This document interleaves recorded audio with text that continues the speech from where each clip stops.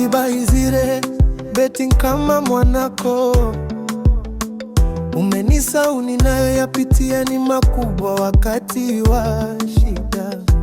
Nimeangalia nyuma, mbele naona kuna msaada. Nimekimbilia shangazi pia, naye ana shida zake. Nikamkimbilia mjomba, ndugu, rafiki, jirani, nao wana shida zake. Nikafikiria fetichels wana msaada, kumbe nao wana shida.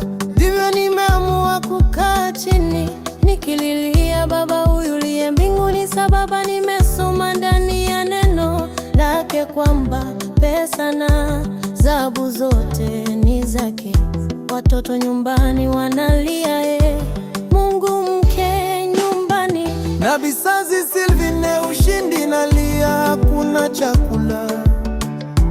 Mimi mwenyewe hakuna vazi, pesa nyumbani wanasema nilipe.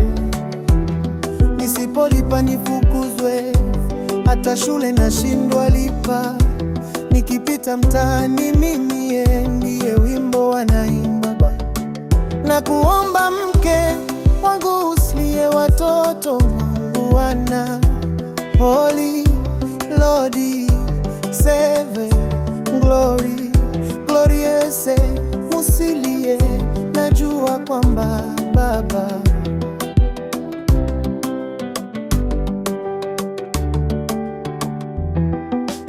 ni mwaminifu na ahadi zake zinakwa, ila zinatimia. Kuna siku tutaishi baraka za Mungu, kucheka na kufurahi. Mungu ni baba wa yatima, Mungu wa masikini.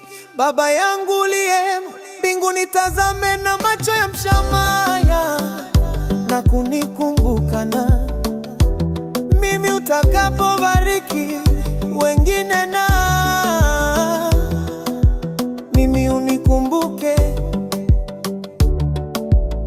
Unapobariki wengine usinipite, yo.